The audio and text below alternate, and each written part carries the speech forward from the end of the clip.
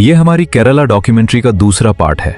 अगर आपने पहला पार्ट देखा है तो आपका बहुत बहुत शुक्रिया, और लद्दाख वाली वीडियो पर इतना सारा प्यार देने के लिए भी दिल से शुक्रिया।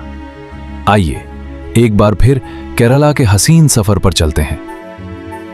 केरला के बैक वाटर्स सिर्फ खूबसूरत पानी के रास्ते नहीं, बल्कि सदियों पुरानी तारीख अपने अंदर समोए हुए हैं। माहिरीन के मुताबिक ये इलाके दरियाओं, झीलों और बहराए अरब के कुदरती मिलाप से वजूद में आए। वक्त गुजरने के साथ यही आबी रास्ते यहाँ के लोगों की जिंदगी का सबसे अहम हिस्सा बन गए। अगर आप सुबह सवेरे किसी गांव में जाएं, तो सबसे पहले छोटी छोटी कश्तियां नजर आएंगी। कोई मछली पकड़ने जा रहा है, कोई बाजार, और कोई अपने बच्चों को स्कूल छोड़ने। यहां पानी सिर्फ एक मंजर नहीं, बल्कि जिंदगी का रास्ता है। अब बात करते हैं मशहूर हाउस बोट्स की। कई दिहाइयां पहले ये कश्तियां सयाहों के लिए नहीं, बल्कि चावल, नारियल, मसाले और दूसरी ज़रूरी पैदावार एक जगह से दूसरी जगह पहुंचाने के लिए इस्तेमाल होती थीं।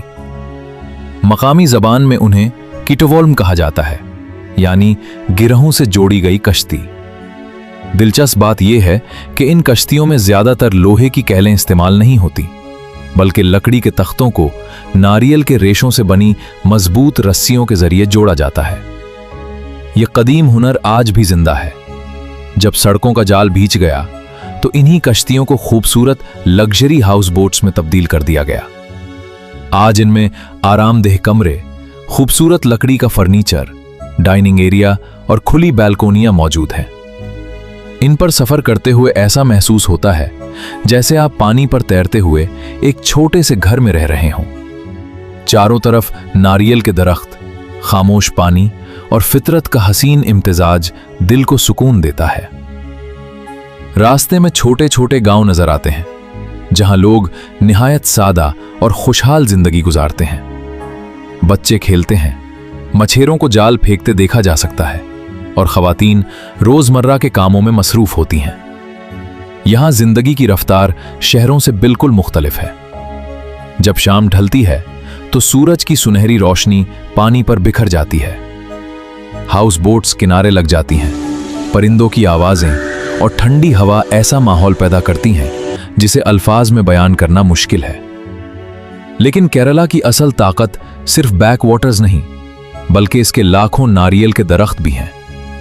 यही दरख्त यहां की मईशत, सकाफत और रोजमर्रा जिंदगी का अहम हिस्सा है। केरला को नारियल की सरजमीन कहना बिल्कुल दुरुस्त है। जहां भी नजर दौड़ाएं, सरसब्ज नारियल के दरख्त दिखाई देते हैं। यही दरख्त लाखों लोगों की रोजी रोटी का जरिया है। सुबह के नाश्ते से लेकर रात के खाने तक, घरों की तामीर से लेकर मुख्तलिफ सनतों तक, नारियल हर जगह इस्तेमाल होता है। एक नारियल का दरख्त मुकम्मल बड़ा होने में कई साल लेता है, लेकिन इसके बाद कई दिहाइयों तक मुसलसल फल देता रहता है। किसान रोजाना बागात की देखभाल करते हैं और मुनासिब वक्त पर नारियल तोड़ते हैं।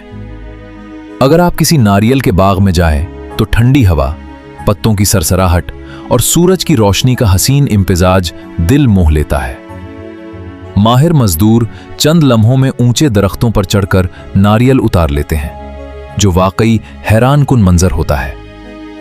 नारियल सिर्फ एक फल नहीं, बल्कि एक मुकम्मल नेमत है। इसका पानी कुदरती मशरूब है, गोदा खानों में इस्तेमाल होता है। इससे तेल निकाला जाता है, जबकि इसके रेशों से रस्सियां, चटाइयां और दीगर अशिया तैयार की जाती हैं। दोस्तों, केरला की खूबसूरती सिर्फ बैक वाटर्स, नारियल के बागात और हाउस बोट्स तक महदूद नहीं, बल्कि यहाँ की पहाड़ी वादियां भी दुनिया भर के सयाहों को अपनी तरफ खींच लाती हैं। इन्हीं खूबसूरत मकामात में एक नाम मीनार का भी है, जिसे चाय के बागात की जन्नत कहा जाता है। जैसे ही आप मीनार की तरफ सफर शुरू करते हैं, सड़क के दोनों तरफ सब्ज पहाड़, घने जंगलात और बादलों में छुपी वादियां नजर आने लगती हैं। हर मोड़ पर ऐसा महसूस होता है जैसे आप किसी फिल्मी मंजर का हिस्सा बन गए हों। मीनार दुनिया के बेहतरीन चाय पैदा करने वाले इलाकों में शुमार होता है।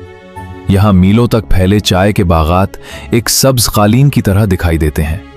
सुबह सवेरे जब हल्की धुंध उन बागात को अपनी लपेट में ले लेती है, तो पूरा मंजर ख्वाब जैसा महसूस होता है। इन बागात में हजारों लोग रोजाना मेहनत करते हैं। खवातीन बड़ी महारत से चाय की नर्म पत्तियां तोड़ती हैं, जिन्हें बाद में फैक्ट्रियों में ले जाकर मुख्तलिफ मराहिल से गुजारा जाता है। यही चाय बाद में दुनिया के मुख्तलिफ ममालिक तक पहुंचती है। मिनार सिर्फ चाय के बागात के लिए ही मशहूर नहीं, बल्कि यहाँ ट्रैकिंग, आबशारें, झीलें और खूबसूरत व्यू पॉइंट्स भी मौजूद हैं। अगर आप फितरत से मोहब्बत करते हैं तो ये जगह आपके लिए किसी जन्नत से कम नहीं। यहाँ की ठंडी आबो हवा गर्मियों में भी खुशगवार रहती है, इसीलिए हर साल लाखों सयाह यहाँ आते हैं। सुबह के वक्त पहाड़ों पर तैरते बादल और शाम को ढलता सूरज ऐसा मंजर पेश करते हैं जिसे देखकर हर इंसान चंद लम्हों के लिए खामोश हो जाता है। मीनार के बाद अगर हम केराला की जंगली हयात की बात करें तो यहाँ कई नेशनल पार्क्स और वाइल्ड लाइफ सेंचुरीज मौजूद हैं। इन जंगलात में हाथी, हिरन, बंदर, नायाब परिंदे और कई अक़साम के जानवर कुदरती माहौल में रहते हैं। सबसे मशहूर मकामात में से एक थिकडी है, जहां आप कश्ती के जरिए झील का सफर करते हुए जंगली जानवरों को करीब से देख सकते हैं। अगर किस्मत साथ दे तो पानी के किनारे हाथियों के होल भी नजर आ सकते हैं, जो अपनी कुदरती जिंदगी गुजार रहे होते हैं। केराला अपनी कुदरती खूबसूरती के साथ साथ मसालेहों की पैदावार के लिए भी दुनिया भर में मशहूर है। यहाँ काली मिर्च, इलायची, दारचीनी, लौंग और जायफल की काश्त बड़े पैमाने पर की जाती है। यही मसाले सदियों पहले दुनिया भर के ताजरों को इस सरजमीन तक लेकर आए थे। जब आप इन मसालेहों के बागात में दाखिल होते हैं तो हर तरफ खुशबू ही खुशबू महसूस होती है। मकामी लोग आज भी रिवायती तरीकों से इन फसलों की देखभाल करते हैं और यही मसाले पूरी दुनिया में बरामद किए जाते हैं। लेकिन केराला की कहानी अभी खत्म नहीं हुई, क्योंकि अगले हिस्से में हम चलेंगे केराला के खूबसूरत साहिलों, कदीम मंदिरों, रंगारंग त्योहारों और ऐसी दिलचस्प रिवायात की तरफ जिन्होंने इस रियासत को पूरी दुनिया में मुनफरिद बना दिया है। दोस्तों, अब हम पहुंच चुके हैं केराला के इन खूबसूरत साहिलों पर, जहां नीला समंदर, सुनहरी रेत और नारियल के बुलंद दरख्त एक ऐसा मंजर पेश करते हैं जो हर आने वाले के दिल में हमेशा के लिए बस जाता है। केराला के साहिल सिर्फ भारत ही नहीं बल्कि पूरी दुनिया में अपनी खूबसूरती के लिए मशहूर हैं। कोलम, वारकाला और चिराई बीच हर साल लाखों सयाहों का इस्तकबाल करते हैं। सुबह के वक्त समंदर की ठंडी हवा और लहरों की आवाज ऐसा सुकून देती है जो शहर की मसरूफ जिंदगी में शायद ही कहीं मिले। वारकाला बीच की खास बात उसकी बुलंद सुर्ख चट्टानें हैं, जिनके ऊपर खड़े होकर जब आप नीचे समंदर की लहरों को देखते हैं तो मंजर नाकाबिले फरामोश बन जाता है। शाम के वक्त गुरूब आफताब यहाँ का सबसे हसीन लम्हा होता है, जब पूरा आसमान नौरंजी और सुनहरी रंगों में रंग जाता है। अगर केराला की सकाफत की बात करें तो यहाँ हर साल शानदार त्यौहार मनाए जाते हैं। इनमें सबसे मशहूर त्यौहार ऊनम है, जो खुशहाली, फसल की कटाई और रिवायती सकाफत की अलामत समझा जाता है। इस मौके पर घरों के सामने रंग बिरंगे फूलों की खूबसूरत सजावट की जाती है। लोग रिवायती लिबास पहनते हैं और खास दावतों का एहतमाम करते हैं। इसी त्यौहार के दौरान मशहूर सांपनुमा कश्तियों की दौड़ भी मुनक़िद होती है। लंबी लंबी कश्तियों में दर्जनों मल्लाह एक साथ चप्पू चलाते हैं और हजारों लोग किनारे खड़े होकर इस दिलचस्प मुकाबले से लुत्फअंदोज होते हैं। ये मंजर केराला की पहचान बन चुका है। केराला अपनी रिवायती रक्स की वजह से भी दुनिया भर में मशहूर है। यहाँ का मशहूर कथकुली रक्स अपने मुनफरिद मेकअप, रंगीन लिबास और जज्बाती अंदाज की वजह से हर सयाह को हैरान कर देता है। एक फनकार को इस रक्स की तरबियत हासिल करने में कई साल लग जाते हैं। अगर आप कभी केराला जाएं तो मकामी बाजार जरूर देखें।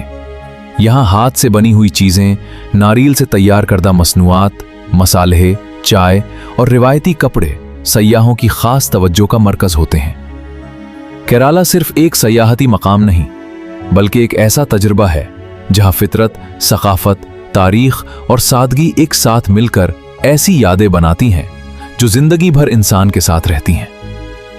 और दोस्तों, अगले और आखिरी हिस्से में हम जानेंगे कि अगर आप केराला का सफर करना चाहें तो वहां जाने का बेहतरीन वक्त कौन सा है, कितने दिन काफी होते हैं, तकरीबन कितना खर्च आता है और किन जगहों को हरगिज मिस नहीं करना चाहिए। दोस्तों, अगर आप भी कभी केराला का सफर करने का सोच रहे हैं तो सबसे पहले ये जानना जरूरी है कि वहां जाने का बेहतरीन वक्त कौन सा है। आमतौर पर अक्टूबर से मार्च तक का मौसम केरला घूमने के लिए बेहतरीन समझा जाता है। इस दौरान मौसम खुशगवार रहता है, गर्मी कम होती है और आप आराम से बैकवाटर्स, हाउस बोट्स, चाय के बागात और समंदर के साहिलों का लुत्फ उठा सकते हैं। अगर आपको बारिश पसंद है तो जून से सितंबर तक का मूनसून सीजन भी एक मुनफरिद तजुर्बा साबित हो सकता है। इस वक्त पूरा केरला हरे भरे रंग में ढक जाता है। आबशारें पूरी आबोताब के साथ बहती हैं और फितरत अपने उरूज पर होती है। केरला में घूमने के लिए कम से कम 5 से 7 दिन जरूर निकालें ताकि आप मनार, अलप्पी के बैकवाटर्स, थिकडी, वारकाला या कोलम बीच और कोची जैसे खूबसूरत मकामात आराम से देख सकें। अगर बात अखराजात की करें तो यह मुकम्मल तौर पर आपके बजट पर मुनहसिर है। आम बजट में भी केरला का बेहतरीन सफर किया जा सकता है, जबकि अगर आप लग्जरी हाउस बोट या 5 स्टार रिजॉर्ट का इंतखाब करें तो खर्च इसके मुताबिक बढ़ जाता है। लेकिन यकीन माने, केरला सिर्फ एक सियाहती मकाम नहीं बल्कि एक ऐसा तजुर्बा है जो आपको फितरत के मजीद करीब ले जाता है। यहाँ के पुरसुकून बैकवाटर्स, लहराते नारियल के दरख्त, चाय के सरसब्ज बागात, साफ सुथरे गांव, खूबसूरत साहिल और मेहमान नवाज लोग हर मुसाफिर के दिल में अपनी जगह बना लेते हैं। शायद यही वजह है कि केरला को गॉड्स ओन कंट्री यानी खुदा का अपना देश कहा जाता है। यहाँ का हर मंजर ऐसा महसूस होता है जैसे कुदरत ने उसे बड़े सुकून और मोहब्बत से तख्लीक किया हो। अगर आप कभी भारत का सफर करें तो केरला को अपनी फहरिस्त में जरूर शामिल करें, क्योंकि यहाँ की यादें सिर्फ तस्वीर तक महदूद नहीं रहती बल्कि हमेशा आपके दिल में जिंदा रहती हैं। अगर आपको हमारी आज की ये डॉक्यूमेंट्री पसंद आई हो तो वीडियो को लाइक करें, चैनल को सब्सक्राइब करें और बेल आइकॉन जरूर दबाएं ताकि आने वाली दिलचस्प डॉक्यूमेंट्रीज आप तक सबसे पहले पहुंच सकें। कमेंट में जरूर बताएं कि आप अगली डॉक्यूमेंट्री किस जगह पर देखना चाहते हैं। मैं हूं आपका अपना वकास। मिलते हैं एक नई जगह, एक नई कहानी और एक नए सफर के साथ।